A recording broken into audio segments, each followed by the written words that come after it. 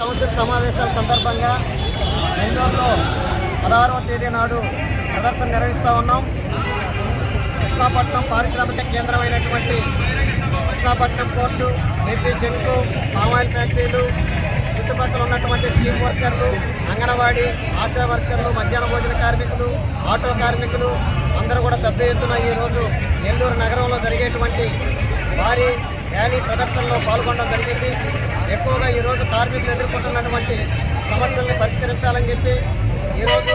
నూతనంగా ఏర్పడినటువంటి రాష్ట్ర ప్రభుత్వం, గతంలో ఉన్నటువంటి వైఎస్ఆర్ తీవ్రమైనటువంటి నిర్బంధాలను ఎదుర్కొని ఈరోజు నూతనంగా ఏర్పడినటువంటి తెలుగుదేశం ప్రభుత్వం కార్మికుల పక్షాన్ని ఆలోచించి కార్మికుల యొక్క న్యాయమైనటువంటి డిమాండ్ని పరిష్కరించాలని చెప్పి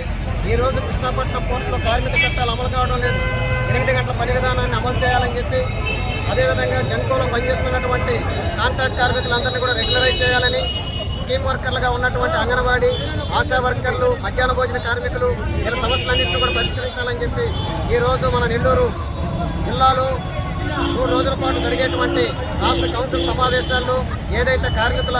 సంబంధించినటువంటి సమస్యలు ఉన్నాయో వాటిని పరిష్కరించేదానికోసంగా రాబోయే రోజుల్లో ప్రజా ఉద్యమాలు, ప్రజా పోరాటాలని జయప్రదం అయ్యేదానికోసంగా ఈ రాష్ట్ర కౌన్సిల్ సమావేశాల్లో తీర్మానాలు చేయాలని చెప్పేసి కృష్ణాపట్నం పారిశ్రామిక ఏరియా నుంచి కూడా డిమాండ్ చేస్తా ఉన్నాం.